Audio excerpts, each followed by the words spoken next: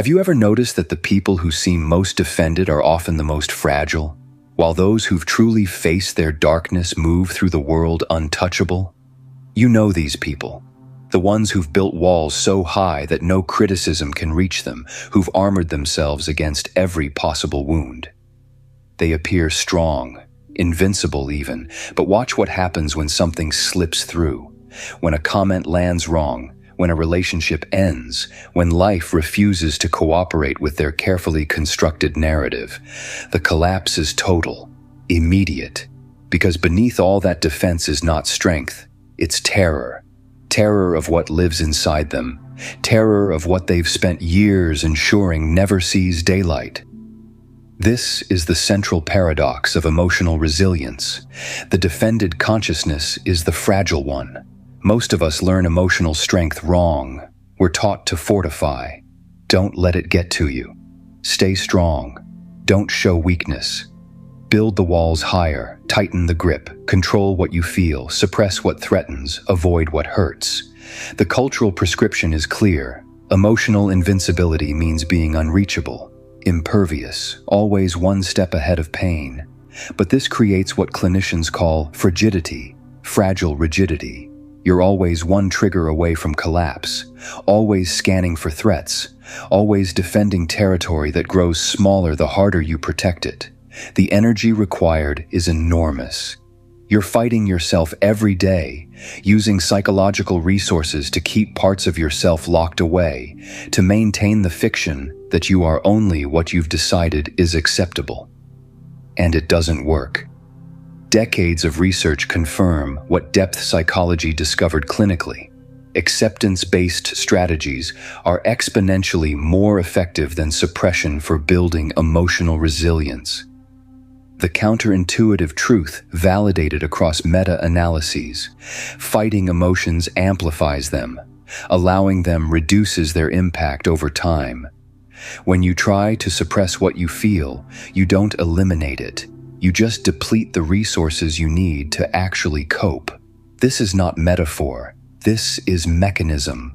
Jung understood this a century before the empirical validation.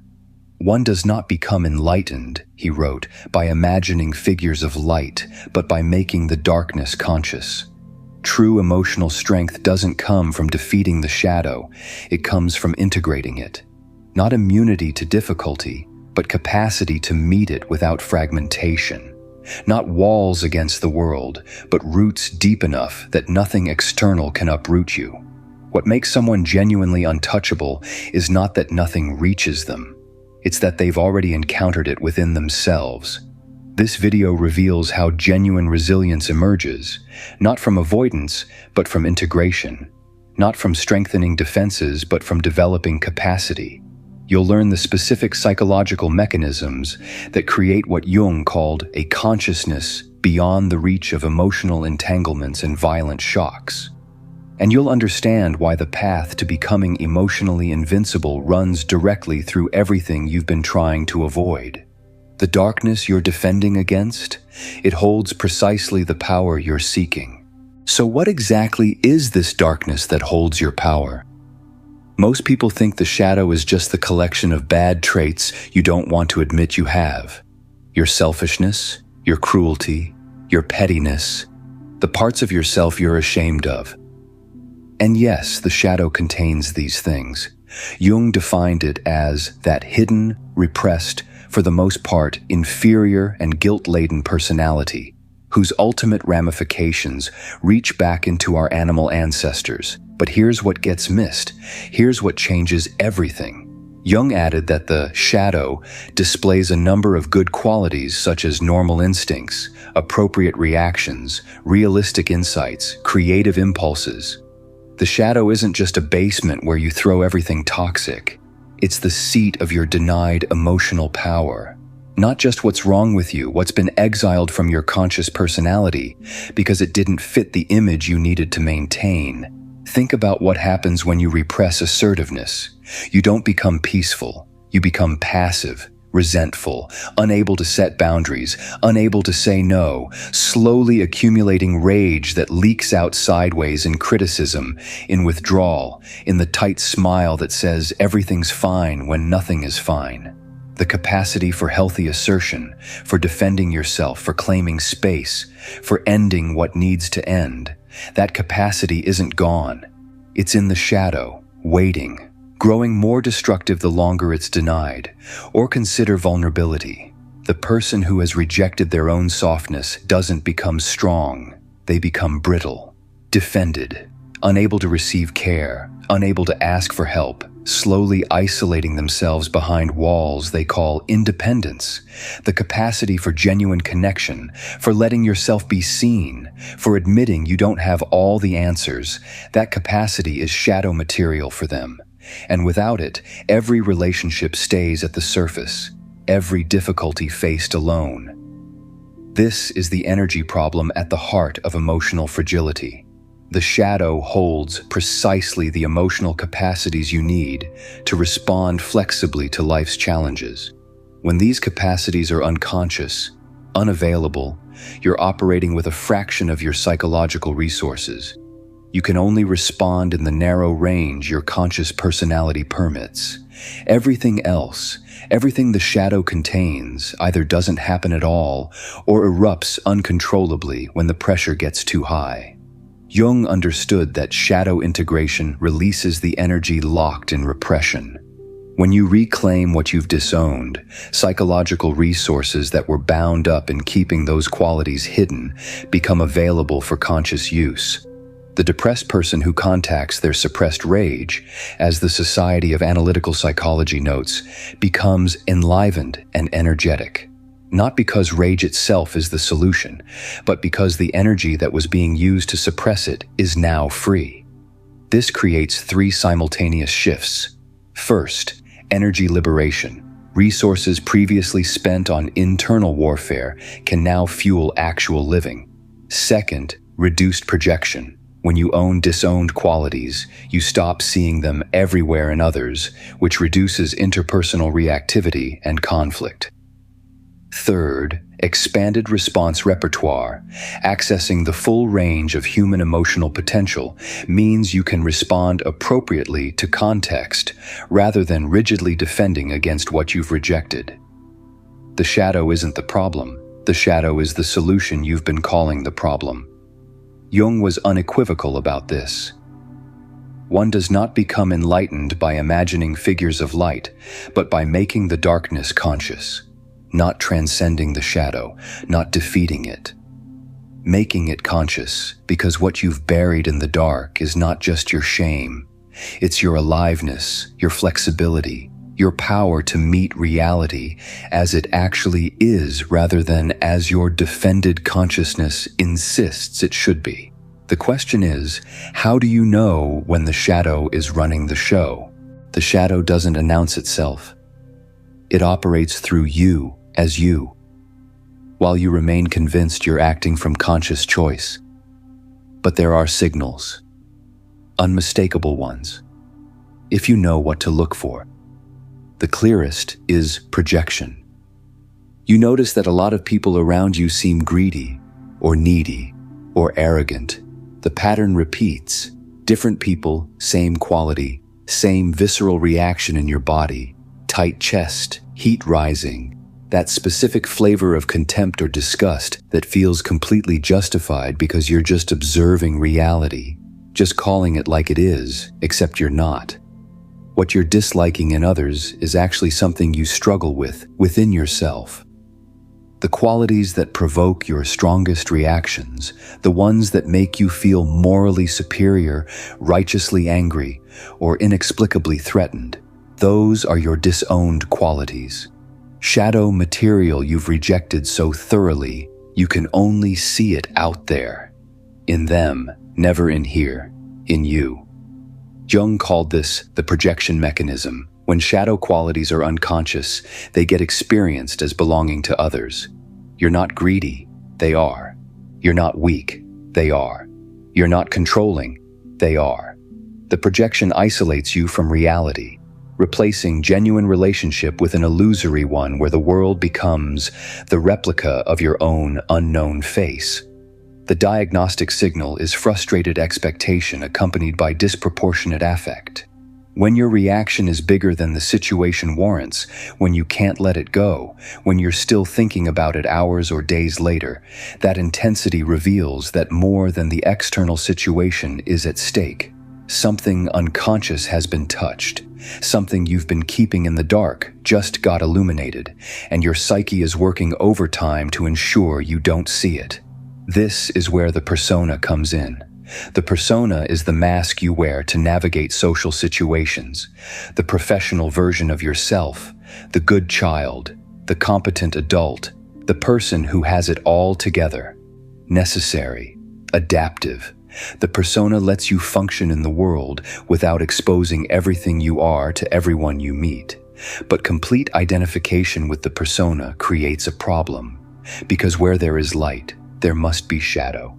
The qualities you emphasize in your social presentation require corresponding qualities to be suppressed. If your persona is endlessly accommodating, your shadow holds rage and selfishness. If your persona is hyper-competent, your shadow holds vulnerability and need. If your persona is rational and controlled, your shadow holds chaos and emotion. Jung observed that the more rigid the persona, the more chaotic and potentially destructive the shadow will be when it inevitably emerges.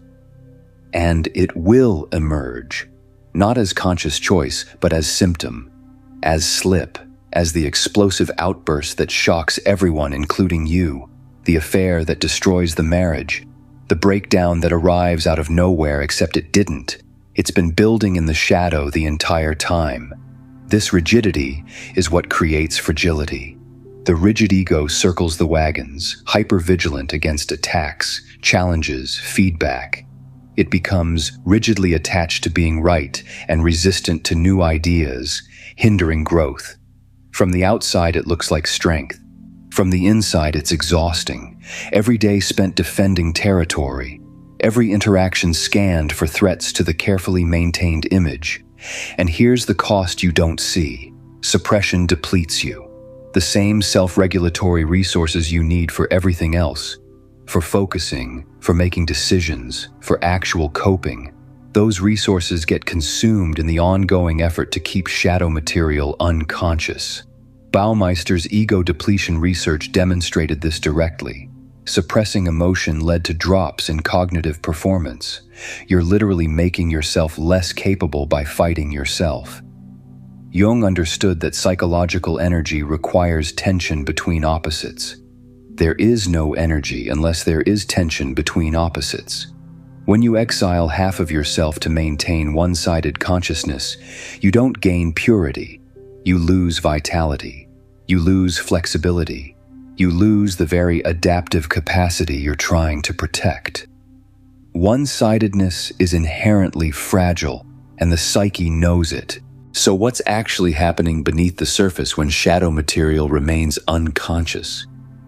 There's a crucial distinction Jung made that most people miss: the difference between ego strength and ego rigidity. These look similar from the outside. Both appear as psychological stability, as someone who can hold their ground. But the internal architecture is completely different, and that difference determines whether you're resilient or just defended. A strong ego can relate objectively to unconscious contents without identifying with them. It maintains stable foundation while remaining open to unconscious impulses. It can encounter shadow material, uncomfortable truths, destabilizing emotions, and instead of collapsing or defending, it can hold these things, examine them, integrate what's valuable. A rigid ego defensively excludes unconscious material. It survives by saying no to everything that threatens the constructed self-image. And this creates a trap because the more rigid the persona, the more chaotic and potentially destructive the shadow will be when it inevitably emerges. Think about what this means in practice. The rigid ego treats the unconscious like an enemy. Every impulse that doesn't fit gets pushed down. Every emotion that contradicts the persona gets suppressed. Every desire that seems inappropriate gets denied. This isn't strength. This is constant warfare with yourself. And you can't win a war against yourself. You can only exhaust yourself trying. Jung warned that when the unconscious is excluded from life by being repressed, falsely interpreted, and depreciated, its danger increases. The material doesn't disappear. It accumulates. It gains autonomous power in the dark. And overwhelming of the conscious mind by the unconscious is far more likely to ensue. This is the moment of breakthrough, what looks from outside like a breakdown. The person who never got angry suddenly screaming at their family. The perpetually agreeable person suddenly ending a decades-long relationship. The controlled, rational person descending into obsession or addiction. These aren't random events, they're compensatory eruptions. The psyche self-correcting for years of one-sidedness by forcing the excluded material into consciousness. Violently, chaotically, destructively. The shadow persona dialectic operates like physics. Where there is light, there must be shadow. You cannot emphasize certain qualities without suppressing their opposites. If you build your entire identity around being helpful, generous, selfless, you're creating shadow material out of self-interest, boundary setting, and the capacity to say no. If you construct yourself as independent, capable, needing no one, you're making shadow material out of vulnerability, need, and the desire for connection. Complete identification with the persona isn't just limiting.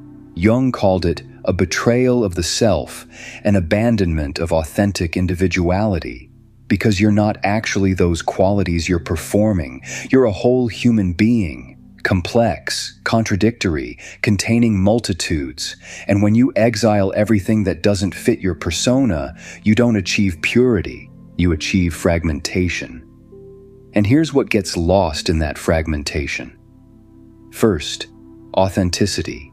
Your relationships become performative, persona to persona instead of self to self. You're managing impressions rather than actually connecting. The other person never sees you, they see your mask. And you never see them, you see what you're projecting onto them. Intimacy becomes impossible. Second, relational capacity. Marie-Louise von Franz noted that when shadow qualities are owned rather than projected, bridges of connectedness with others become available. The person who has integrated aggressive shadow elements can assert boundaries without explosive reactivity. The person who has integrated vulnerable shadow elements can receive support without defensive withdrawal. You gain the capacity for genuine relationship because you can show up as your actual self, not your defended self. Third, adaptive flexibility. When your response range is narrow, limited to what the persona permits, you can't respond appropriately to context. You have one mode, nice or tough or rational, or whatever your persona demands. And when life requires something else, you have nothing.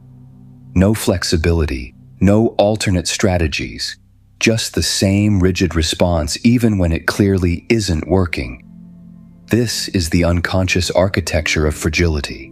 Not that you feel things, not that you have shadow, but that you've organized your entire personality around keeping the shadow unconscious, and in doing so, you've made yourself brittle, inflexible, dependent on circumstances never triggering what you've buried. The defended consciousness doesn't protect you. It isolates you from the very resources you need to actually meet life. So how do you actually integrate what you've been keeping unconscious? The pathway is specific, not abstract spiritual practice, not years on a therapist's couch, not positive affirmations in the mirror. Shadow integration is deliberate psychological work with recognizable stages and concrete techniques. It begins with recognition through triggers. You notice when your emotional reactions seem disproportionate to the situation. Someone cuts you off in traffic, and you're still furious an hour later. A colleague gets praised, and you feel something ugly twist in your chest. Your partner asks a simple question, and you snap with an intensity that shocks both of you. These moments aren't failures of self-control, they're diagnostic opportunities.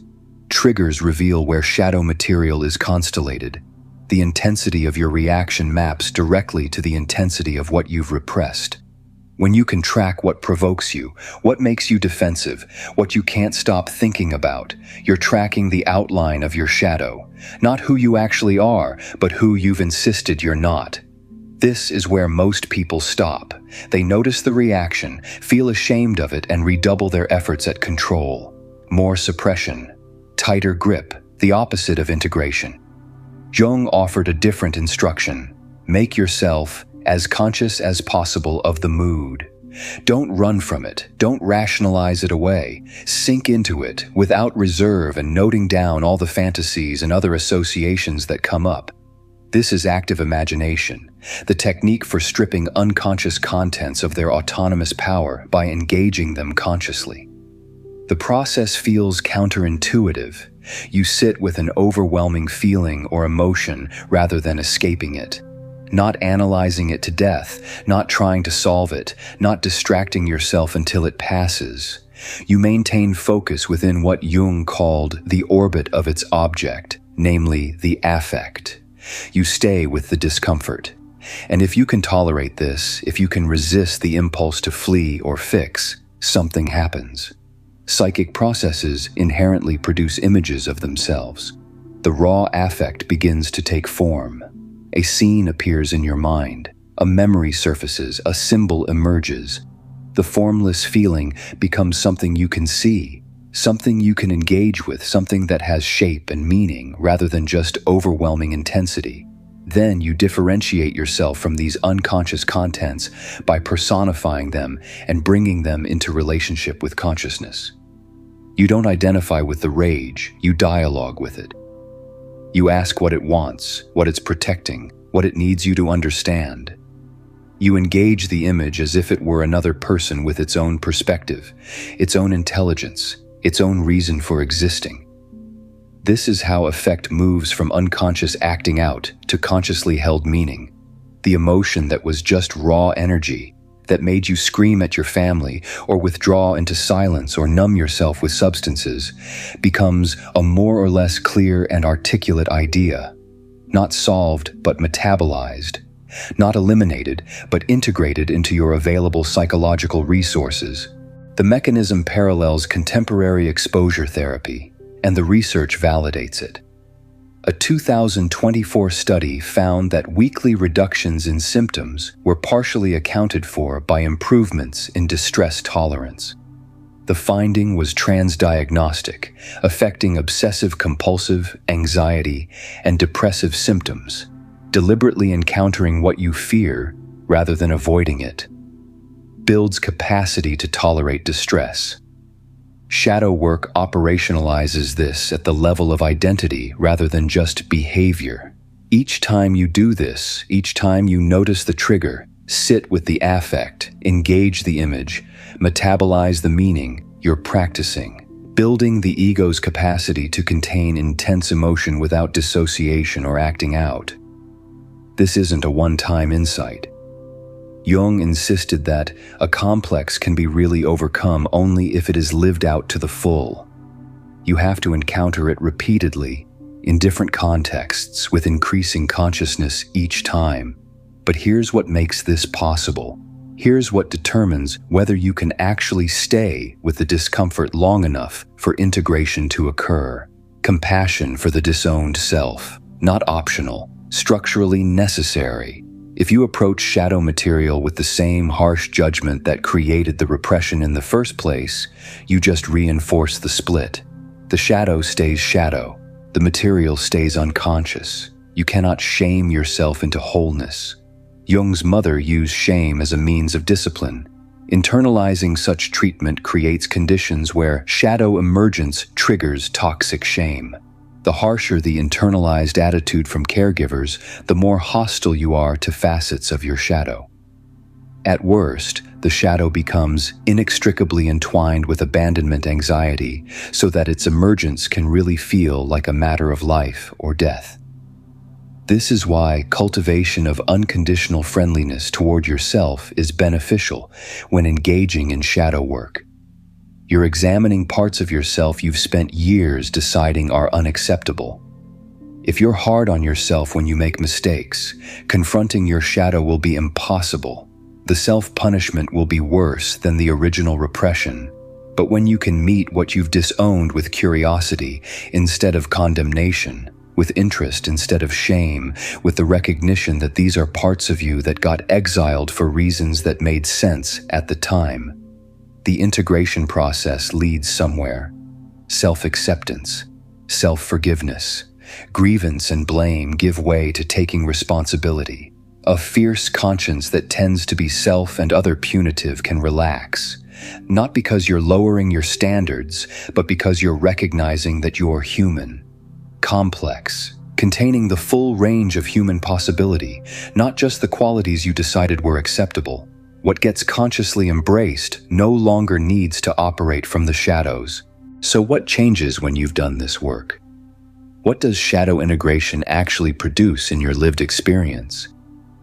The first shift is energetic. You stop fighting yourself. The psychological resources that were consumed every day in keeping parts of yourself hidden, suppressing certain emotions, maintaining the persona, projecting disowned qualities onto others, those resources become available, not as a metaphor, as actual cognitive and emotional capacity you can use for living instead of for internal warfare. The person who has integrated their aggressive shadow can assert boundaries without explosive reactivity. They can say no. They can end what needs to end. They can defend their interests and advocate for themselves. And it doesn't require rage, doesn't require destruction, doesn't require the pendulum swing from complete suppression to complete loss of control. The assertiveness is accessible, calibrated, a tool they can use when the situation calls for it. The person who has integrated their vulnerable shadow can ask for help without defensive withdrawal. They can admit they don't know. They can let themselves be seen in their uncertainty, their need, their limitation, and it doesn't feel like annihilation. The capacity for genuine connection becomes available because they're no longer performing in vulnerability. They can actually receive care instead of just performing independence. This is what energy liberation means in practice. Not that you suddenly have more hours in the day, but that you have more of yourself available in the hours you have.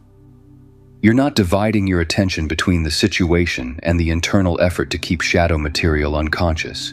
You're present, whole, operating from your full psychological resources rather than the narrow band your defended consciousness permitted. The second shift is relational. Projection withdrawal transforms how you engage with others. Jung wrote that, "Nothing has a more divisive and alienating effect upon society than moral complacency and lack of responsibility, and nothing promotes understanding and rapprochement more than the mutual withdrawal of projections." When you stop seeing your disowned qualities everywhere around you, you stop being in constant reaction. The person you were fighting with, you realize you were fighting with your own shadow, just using their body as a screen for the projection. The qualities you found intolerable in them, you can now see those qualities in yourself, which means you can see them as human rather than monstrous. This creates less time criticizing others, greater compassion for others' struggles, the recognition that everyone is carrying shadow, everyone is partial, everyone is working with a psyche that contains opposites they'd rather not acknowledge. Your relationships move from persona to persona performance to genuine intimacy based on seeing and accepting authentic selves. And there's a third shift, subtler but perhaps most crucial, affect tolerance. Raw emotion no longer overwhelms you. Not because you've become numb or transcended feeling, but because you've practiced sitting with intense states until they transform into something metabolizable. Jung understood that affects require imaginal containment to be processed.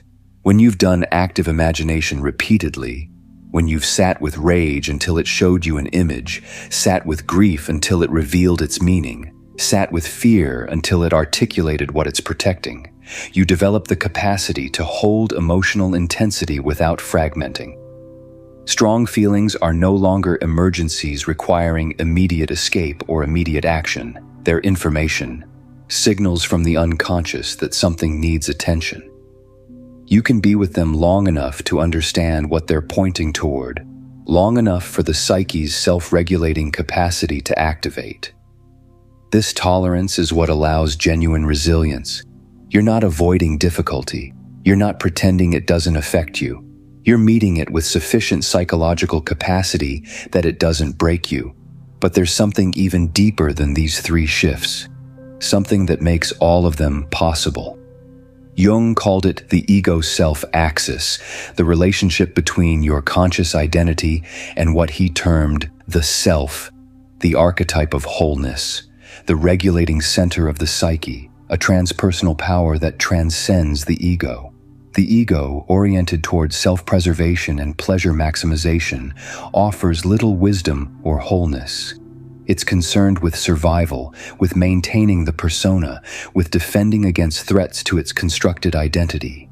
The self has a broader perspective which connects you to a greater truth. When consciousness becomes properly oriented to the self, rather than inflated in ego identification, something fundamental shifts.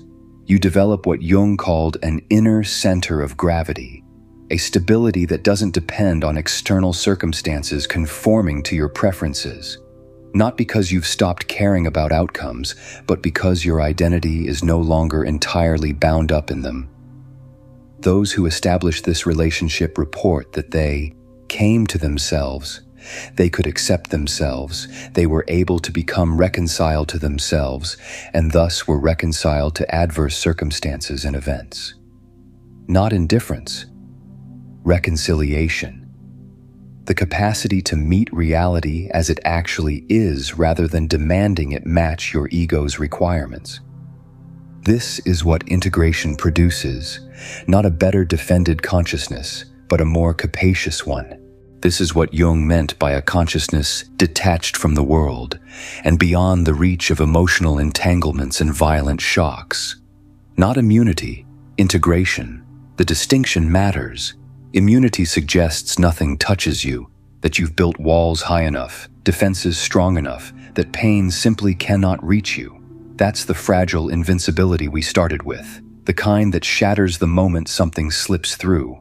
Integration means you've already encountered it within yourself. The criticism that would have devastated you. You've already sat with your own self-judgment until it transformed from weapon into information. The rejection that would have sent you spiraling. You've already faced your own fear of unworthiness, engaged it in dialogue, metabolized its meaning. The loss that would have broken you. You've already touched your own grief deeply enough to know you can survive it. When external triggers find no corresponding unconscious material to activate, they lose their power. Not because you're defended, but because you're whole. Those who have genuinely done this work exhibit what Jung called the ability to see the world in shades of gray instead of absolute black and white. Neither inflated nor deflated. Not swinging between grandiosity and worthlessness, between righteousness and shame, between complete control and complete collapse. They exist in the tension of opposites, able to hold contradiction, complexity, paradox, without needing to resolve it into comfortable certainty. This is what wholeness actually looks like. Not perfection, not the absence of shadow, but the conscious relationship with all of it. 4 mechanisms create this state. First, energy liberation from repression. Resources previously bound in keeping material unconscious become available for flexible response. Second, distress tolerance through repeated practice. Every time you sit with difficult affect until it metabolizes, you build capacity to meet intensity without fragmentation. Third, the inner center of gravity that comes from self-orientation. When your identity isn't entirely bound up in ego preferences, you develop stability independent of external circumstances.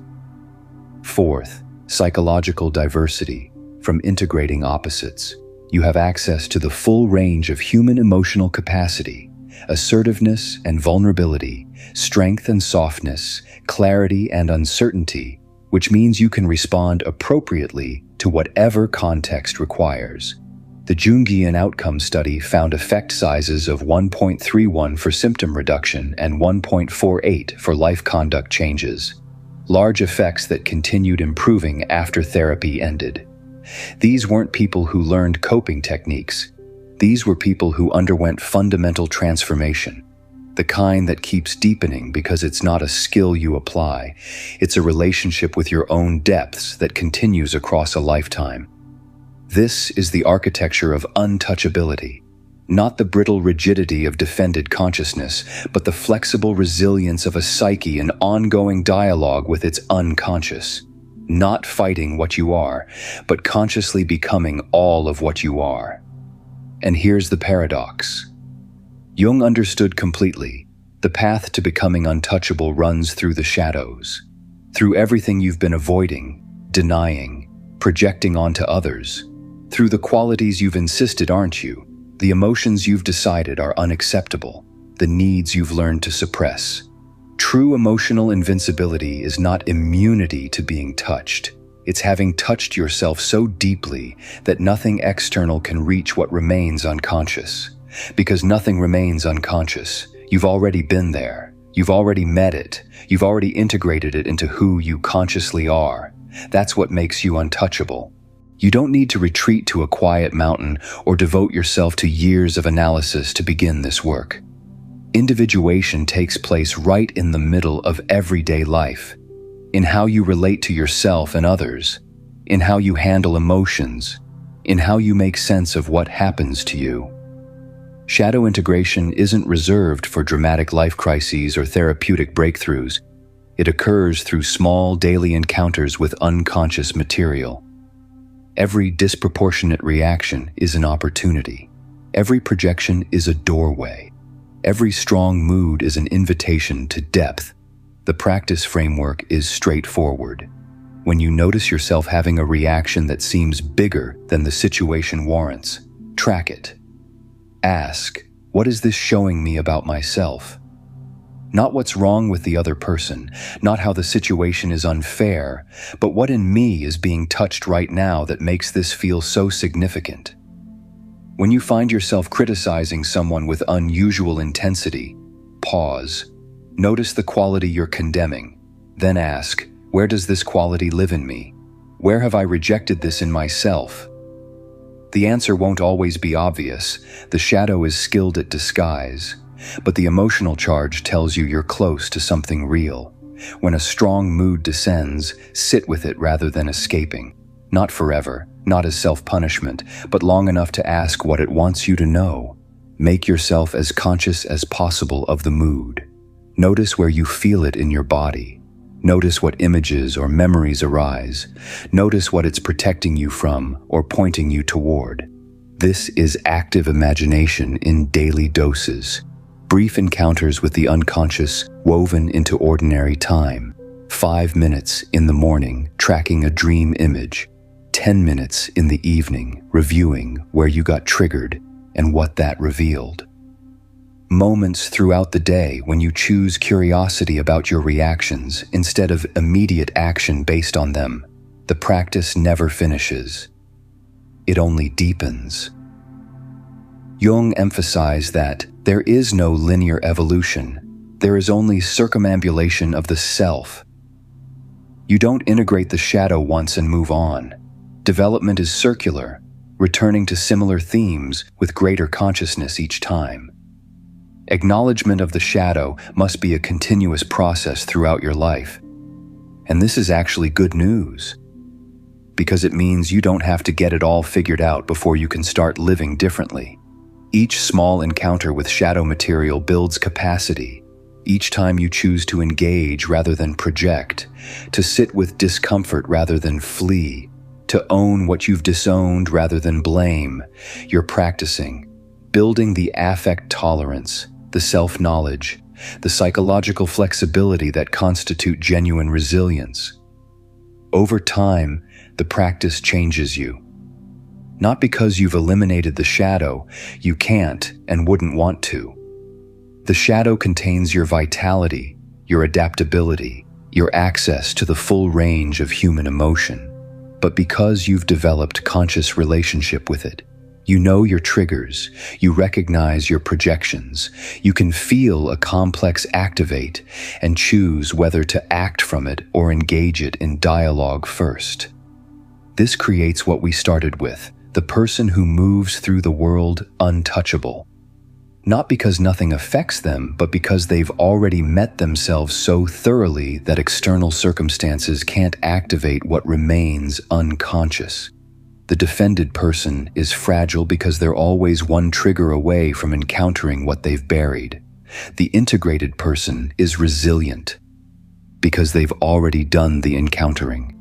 The shadow no longer has the power to overwhelm from the dark. It's been brought into relationship with consciousness.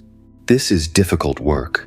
Genuinely difficult. It's counterintuitive to move toward what you've spent years avoiding. It requires courage to see yourself without the flattering distortions of the persona. It demands compassion to meet your disowned parts without the harsh judgment that created the repression. But this work is what creates the conditions for actual freedom.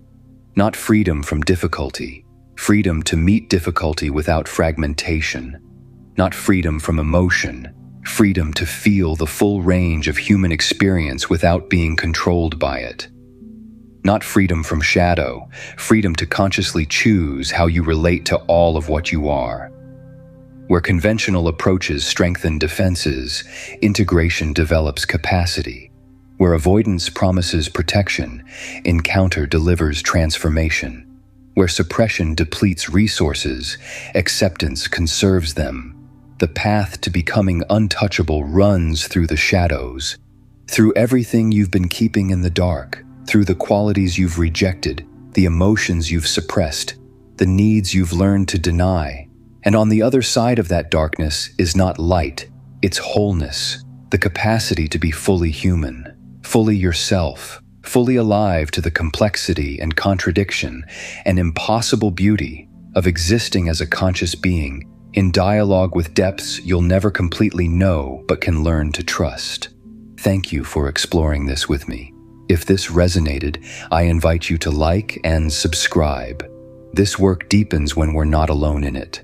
Share this with someone who might recognize themselves here and leave a comment with your reflections.